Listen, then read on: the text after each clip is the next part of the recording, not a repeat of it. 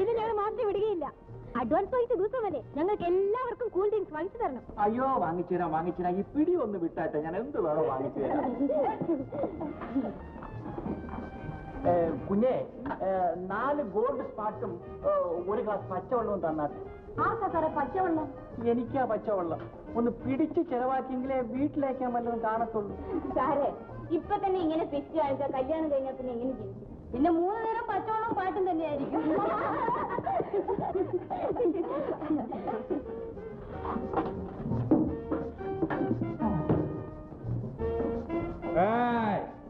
നാല് soda 4 glass. ഇത് cool drink ഷോപ്പല്ലേ, അവരോട് ഇവിടെ നിന്ന് കഴിക്കരുതെന്ന് പറയണം മാസ്റ്റർ. അവരവിടെ ഇരുന്ന് കഴിച്ചോട്ടെ, നമ്മൾ അങ്ങോട്ട് നോക്കണ്ട. അവര് കുടിച്ചു കഴിഞ്ഞ് നമ്മളെ കയറി പിടിച്ചാലോ? മാനക്കേടാ. അതുകൊണ്ടാ പറഞ്ഞത് അവരോട് ഇവിടെ ഇരുന്ന് കുടിക്കരുതെന്ന് പറയാം. ചെല്ലണം മാസ്റ്റർ.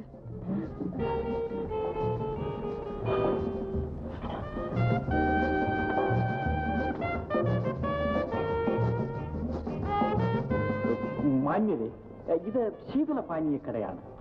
ഇവിടെ പല മഹനീയന്മാരും വരുന്ന സ്ഥലമാണ്. ഇവിടെ ഇരുന്ന് ഇങ്ങനെ പരസ്യമായി മദ്യപാനം കുടിക്കുന്നത് സഭ്യമല്ല. എടോ, ഞങ്ങളെ അറിയാമോ? അടി കൊള്ളണ്ടെങ്കിൽ പൊയ്ക്കോ.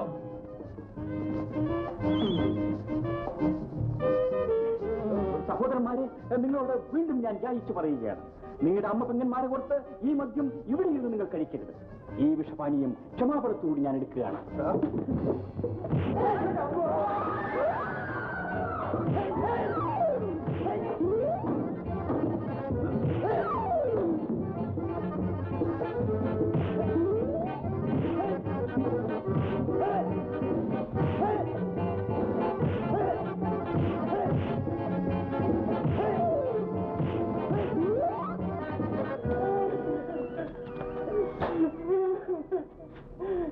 അയ്യോ, അവന്മാര് ഭയങ്കര തെമ്മാടികളാ. നമ്മൾ വിചാരിച്ച മാതിരി നമുക്ക് പോയാ നാണമില്ലല്ലോ ഇങ്ങനെ അടിയും കൊണ്ട് നില വിളിച്ചോണ്ട് വരാന്. സാറിന് ആണാണോ? ഇത്ര പേടിക്കൊണ്ടെന്നാണെന്ന് അറിഞ്ഞിരുന്നെങ്കിൽ ഞങ്ങൾ സാറിന്റെ കൂടെ വരില്ലായിരുന്നു. സാർ ഇത്ര മരങ്ങോടനായി പോയല്ലോ. ഇത്രയും പേര് അടിച്ചിട്ട് ഒരു അടിയെങ്കിലും തിരിച്ചടിച്ചില്ലല്ലോ. അയ്യോ, ഞാൻ തിരിച്ചടിച്ചു, ദൈവസത്യമായിട്ട് തിരിച്ചടിച്ചു. പക്ഷെ അവന്മാർ അടിച്ച ഭാഗത്ത് ഞാൻ അടിച്ചത് നിങ്ങൾ കണ്ടില്ല. ഓ, പൊങ്ങച്ചം പറയുന്നത് കേട്ടില്ലേ? എന്തിനാ ഈ നീച്ച വെച്ച് ഇരിക്കുന്നത്? ഒരു അടിയെങ്കിലും അടിച്ചിരുന്നെങ്കിൽ ഞങ്ങൾക്ക് എത്ര അഭിമാനമായിരുന്നേ.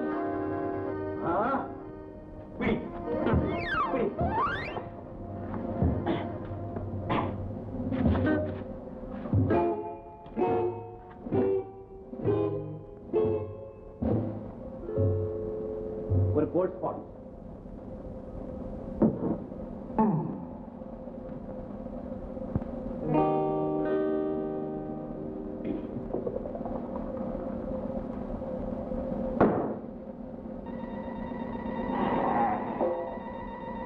ആരാണ് അടിച്ചത്? വരണ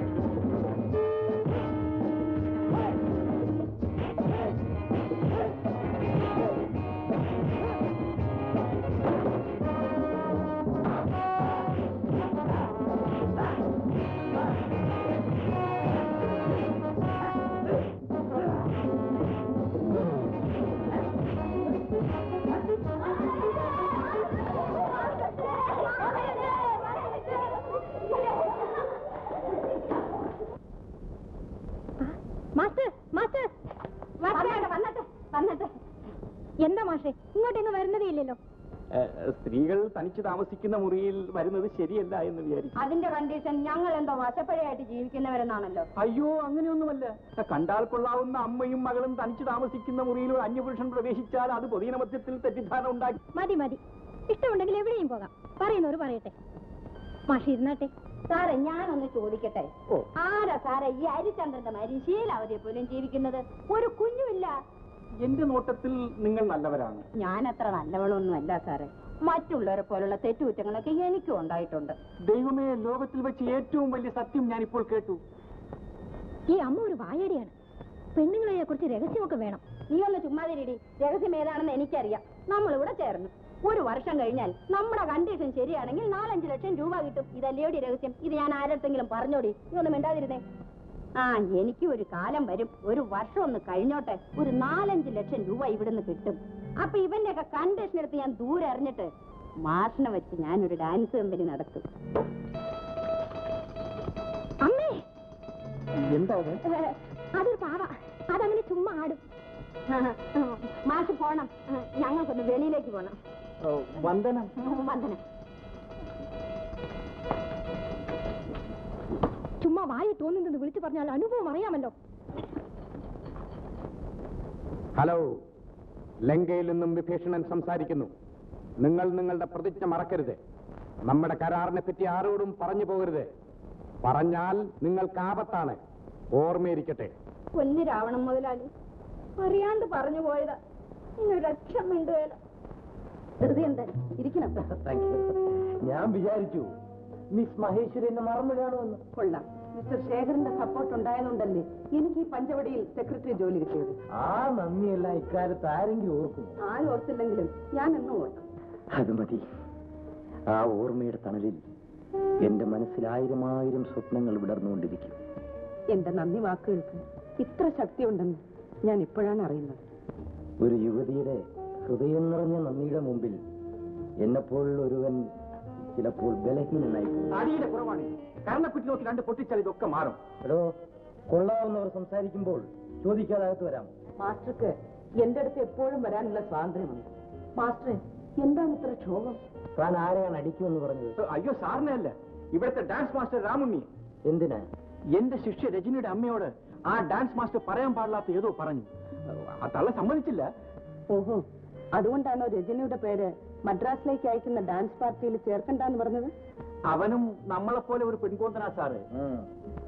പിന്നെ രജനിയുടെ പേര് കൂടി സാർ ലിസ്റ്റിൽ ചേർത്തോളണം. രജനിയുടെ പേരിൽ മാസ്റ്റർക്ക് എന്താ ഇത്ര ഒരു പ്രത്യേകത? അയ്യോ, തെറ്റിദ്ധരിക്കരുത്. കലയുടെ പേരിൽ ഒരു മമത.